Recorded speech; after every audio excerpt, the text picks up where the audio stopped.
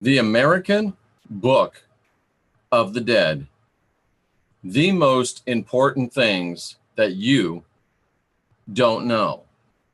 I'm Jeffrey Daugherty, your friendly neighborhood Christian whistleblower, and I'm here to talk to you about this book, The American Book of the Dead by E.J. Gould. E.J. Gould. And I hope you're checking out all the rest of our content here on the YouTube channel. Very important stuff. I hope that you're continuing to do your Irma mass consciousness experiment that is going to move that hurricane into places where it cannot do any damage to any land or any people. And we are continuing to do that at 11 after the hour each and every hour. I do it 19 times a day. The American Book of the Dead. I would recommend you get it, and I'd recommend you read it. A fascinating survey through the forgotten quadrant of life, which keeps us locked into the other three quadrants of life. There's basically three parts of life: birth, living, death, and the afterlife. There's a lot written about birth. There's a lot written about death or living. There's a lot written about death. There's nothing written about the afterlife and how to navigate it and how to live within it and how to successfully get to where you want to go instead of being shoved to where someone or something else wants you to go. This is perhaps the most important teaching that you'll ever hear. I know that's quite a statement, but it's even more important than your base spirituality in this lifetime, even though it is inextricably interconnected. I would say that understanding this book is more important than understanding the Bible or the Quran or the Torah. Why? Because without the knowledge that is contained within this book, you are condemned, we are condemned to continue to recycle back to this level of what is essentially a labyrinth, and to be damned to continue within this labyrinth forever and forever. So first things first, let's define labyrinth, because we don't go past any words that we don't understand. Because if we do go past a word that we don't understand, our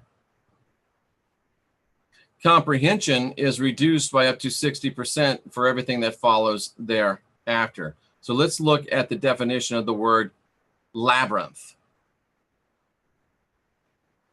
So a labyrinth, Labyrinth. labyrinth, Labyrinth. labyrinth. Labyrinth. Okay, so we pronounce the R. Labyrinth. Labyrinth is a structure with many connected paths or passages in which it's hard to find your way. In a figurative sense, a labyrinth is a complicated situation. Our tax code is a labyrinth of rules and regulations. A Labyrinth. is a structure with many connected paths or passages in which it's hard to find your way. In a figurative sense, a Labyrinth. is a complicated situation. Our tax code is a Labyrinth. of rules and regulations. A labyrinth is a complex system of paths or tunnels in which it is easy to get lost. And that's exactly what the afterlife is. The afterlife is a Labyrinth. exactly. The afterlife is a labyrinth. And in fact, this life is a labyrinth. All of our existence is a labyrinth. This is one level of the labyrinth. And the afterlife is another level of the labyrinth. And it's not unless we successfully navigate this level of the labyrinth, and then navigate the next level of the labyrinth? Are we able to exit the labyrinth and go on to our next level of spiritual development, or development as a person would be easier to say. I was on the Rex Bear Leak Project channel this afternoon, and we talked about moving on and ascending and growing to the next level. And the information contained within this book is absolutely crucial. That's why I'm going to be doing a series on it. And my intention is to do it every day. And I won't show you this book because I don't have the PDF. And being an author, I'm loath to hijack other authors' work. So just looking at the American Book of the Dead, and I'm not going to read you huge portions of it, but I am going to read you some portions of it and comment on it. And he starts off by saying, Gold starts off by saying, so long as we seem to be somewhere, we can be sure that we are voyagers and that we are in the labyrinth, whether we perceive ourselves as possessing a biological machine or not. So as long as we seem to be somewhere, as long as we seem to be encapsulated, as long as we seem to be inhabiting somewhere, as long as we seem to be in something, we can be assured that we are inside the labyrinth. Whether or not we perceive ourselves as possessing a biological machine or not. So while we're here in this level of the labyrinth, while we're somewhere here, we have this biological machine. And this biological machine is what is carrying our essence. Now, when we leave this biological machine, we don't leave the labyrinth. That's key. When you leave this biological machine, you do not leave the labyrinth. And the purpose of this book and the purpose of this study is to show you, teach you, ensure that you, if you apply the lessons learned, have the necessary information, skills, and direction to successfully navigate the labyrinth. There's only two ways, says the author, and I concur fully, to be able to exit the labyrinth. One is to read and apply this book.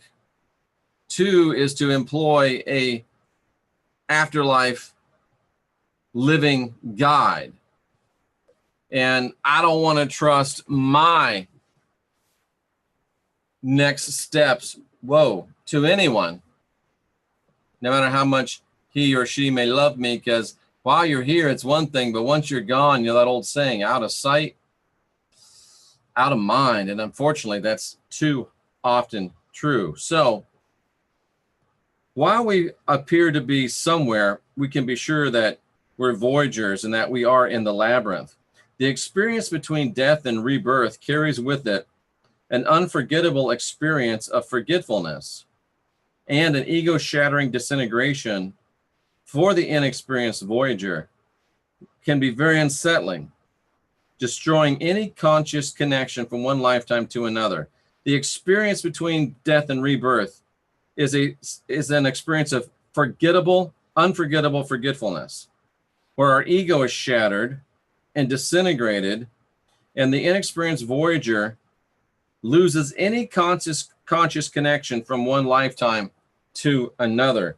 So the experience between death and rebirth is by design crafted to be an unforgettable experience of forgetfulness.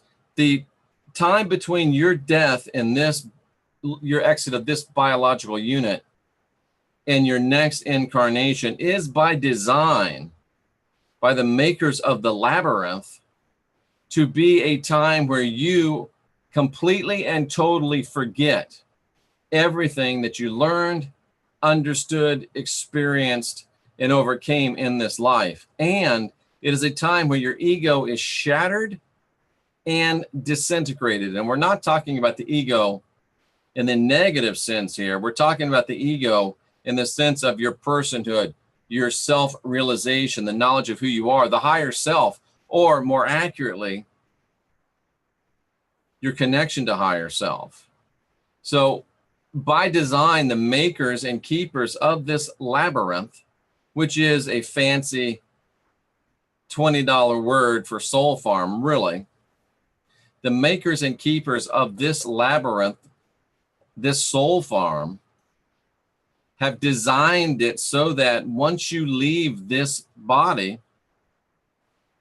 they create the false perception that you've left the labyrinth when in fact you're still in the labyrinth, and you are subjected then, having left this physical plane of the labyrinth, to a rigorous process of forgetting and absolute, complete disintegration of all that you were and are, or at least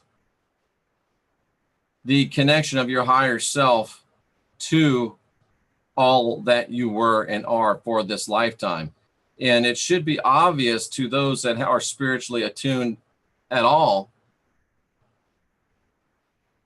that the purpose of this game, and make no mistake, it is a game. The purpose of this game is to play this game to win. And the purpose of this game is to know all the rules, to learn all the rules, to internalize all the rules and the strategies or stratagem while still in this body. That's what this book's about. That's what this series is about. This might possibly be the most important teaching from the Christian whistleblower, Jeffrey Daugherty, the gospel truth. It might be the most important teaching that we've ever done, or that we will ever do, because there is absolutely no one else out there. And by no one, I mean no one.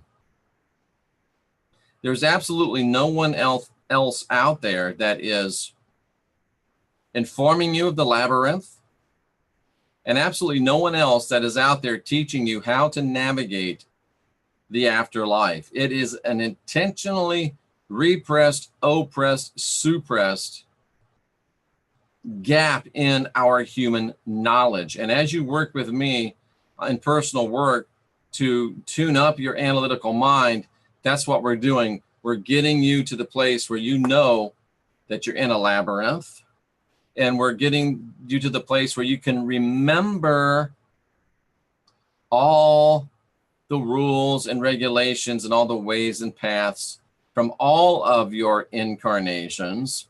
And you can have that connection to the divine database, which certainly contains all the information and pathways out of the labyrinth that is this soul farm.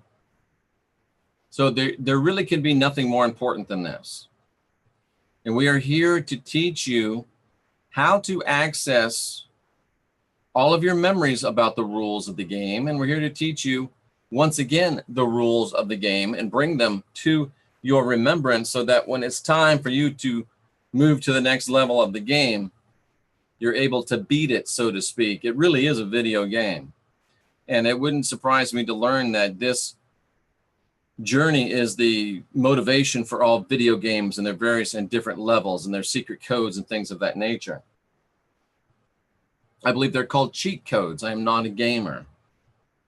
But the attention of the Voyager is designed to carry over through many different bodies in many different times and conditions. But if the attention is shattered by the sudden disruption of macro-dimensional transitions, that means going from this life to the next, it can only be attributed to the fact that the Voyager, listen to me, the Voyager didn't get familiarized with this labyrinthine voyaging when the opportunity presented itself, which is now. Your opportunity to learn how to navigate the labyrinth is now. Your opportunity to learn how to navigate the labyrinth is here and now through this book and through personal work with me. And we're going to be dialing that up, adding some new offerings that will help make it even more efficient and even more proficient. Of course, this labyrinth voyaging is simply bait to get you to liberate yourself through this or any other process that develops. Our culture is the only culture that has not been informed about the between lives state. And many voyagers have easily achieved liberation by passing through the terminal transition with an awakened attention. But this can only be achieved during this lifetime. And the post-Native American culture has never been informed about this between lives state. Thus, it is impossible for us to pass through the terminal transition with an awakened attention, because not only are we not being told about, not only are we not learning about this between lives state, we're not even told that it exists. And in fact, the dominant religious paradigm in the West is telling us that it does not exist, and to ponder its existence is tantamount to the most egregious of sins.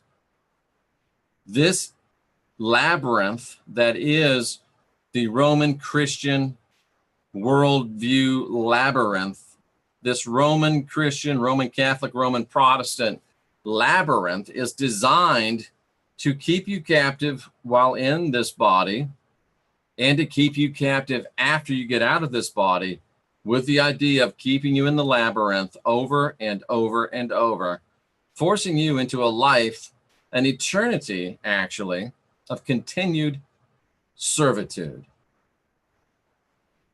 How does that sound? How is eternal servitude working out for you so far? Would you like to change that?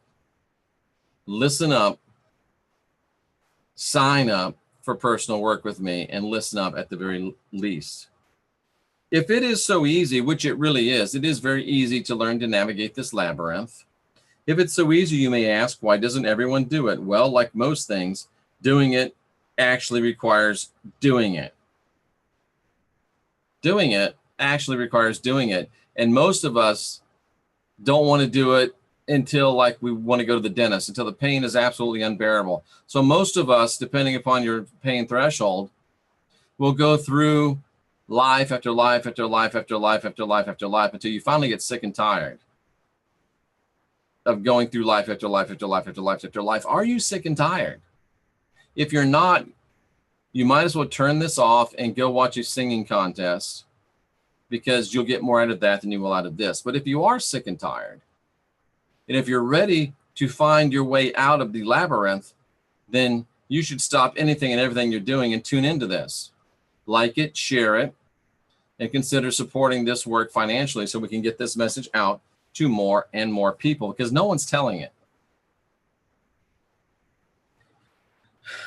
And in the case of labyrinth voyaging, by the time the pain becomes unbearable, to follow our dentist analogy, it's too late to do anything but grit your non-physical teeth and bear it until it's all over and you're spit out of the macro dimensions and slammed into yet another biological body.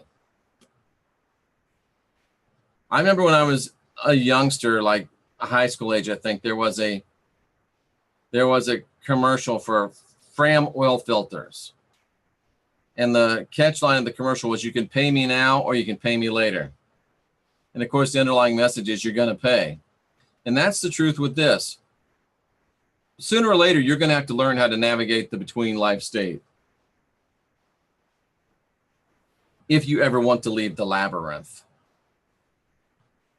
If not now, when? But once you learn to voyage, it's like falling off a bicycle. Once you've learned how, you never forget. And even years and years later, you can get on a bike and still fall off as if it were only yesterday. Once you learn it, you know how to do it. The reader remains constant to this aim, guiding the voyager through the shocking ambushes of sudden macro-dimensional transition. That means going from life to death, back to life, so that the voyager may attain the highest possible state. That's what this is all about. Rex Bear asked me, Jeff, what is it all about, your work? My work is helping you attain the highest possible state. And it's impossible for you to attain the highest possible state until you know and internalize and become proficient in the messages of this book. And this is a take on the Tibetan Book of the Dead, written for us Western dummies so we can understand it and apply it. As one voyages through the labyrinth in the section between lives in a biological machine or other, one must have help. One must remain awake and alert, the full attention centered and self-sufficient. If you can't remain awake and alert in this life, if you can't make your attention alert and fully self-sufficient here, how are you going to do it after here? The reader remains constant to this aim, guiding the voyager through the shocking ambushes of sudden macro-dimensional transition so the voyager may attain the highest possible state. Here in this text is the method for achieving an expanded lifespan, if you choose to do so, or to move on to the next level, should you choose to do so. And not for amusing oneself with immortality, but solely for the purpose of the perfection of the self to help in the great work, the aim of which is the liberation and awakening of something much higher than oneself. This can be related to the 100th monkey syndrome. When enough of us monkeys figure this out and move out of the labyrinth, it will trigger a species-wide transmutation or ascension, if you will. One of the common responses to this teaching is to ask about, why should we worry about something that isn't right here, right now? Typical American stupidity. First of all, it is imperative to understand that we don't even have a word in our language to describe the state between death and birth. And we don't have a word for the state itself either. Can you imagine that? One of the 25% of our existence, we don't even have a word for. We have words for birth, life, death, but one of the four parts of reality is occluded in the common consciousness of the Westerner. Occluded means to be blocked, and it means to be blocked intentionally. And the Western dominant culture, both culturally, religiously, and politically, that is to say culturally, is set up with the express purpose, its highest goal is occluding your perception and view of the between lives state. Because by keeping you so occluded and by keeping you ignorant, they can continue to feed on you and recycle you as raw material. The fact that this necessary part of life has been totally occluded in our Western awareness is related to the fact that life itself has been misunderstood, because if one realized that we do in fact live in a multidimensional labyrinth, one would also realize that the labyrinth extends in all directions, not just those four minor dimensions, which we speciously call space and time. It doesn't suddenly pop out of nowhere just so one can get lost a few times and learn and turn around in circles. We are always in the labyrinth, and that is why we need either a book of the dead as a guide or a living guide as a guide. This book has its drawbacks and disadvantages, but it is admittedly far less expensive in any ordinary sense of the word than trying to have a living guide. So the bottom line is we have been prevented from attaining knowledge of a between lives state, and we've certainly been prevented from accessing and acquiring any knowledge describing the successful navigation of the between lives state and the exit thereby of the labyrinth. This labyrinth, this soul farm, is designed to keep you in. This labyrinth, this soul farm, is the Hotel California. You can check out anytime you like, but you can never leave. I'm here to show you how to leave. I'm here to teach you how to leave. Jeff, what do I do when I die? How do I? That's what I'm showing you with this series on the Book of the Dead. Now that you know you're in a labyrinth, now that you know when you pass out of this physical existence, you do not exit the labyrinth, now that you know that you need a strategy to successfully navigate this labyrinth and put yourself in control of what happens when you leave this body, we will go starting tomorrow into the specific techniques and practices of how to navigate the between lives state with an S, and how to get yourself free of the labyrinth. I'm Jeffrey Daugherty, the Christian Whistleblower. This has been the gospel truth about the American Book of the Dead, the most important information that you have never heard. You don't hear this anywhere else, folks, but right here on the Christian Whistleblower, Jeffrey Daugherty, the Gospel Truth channel. Like so other people can hear. Share so other people can hear. Subscribe so more people can hear. Because as our subscriptions rise, we get more organic exposure on YouTube. That means people that aren't specifically looking for us will find us. And I would ask you to meditatively consider financially sponsoring this work to enable us to get this word out, to develop a conference center / training center / sort of hippie-like commune sort of thing, where we can always be open to people coming and learning and developing and growing. A school, if you will, as well. The NCK tribe, something of that nature. Somebody asked me, does it have to be in Florida? No. In fact, it probably wouldn't be in Florida unless someone gave me land and facilities in Florida. But there you go. So, those of you that are here, I salute you for seeking truth. And we will be back again with the American Book of the Dead and much more teaching as this day, September 8th, progresses. Remember, there's no original sin, but the spark of divinity within.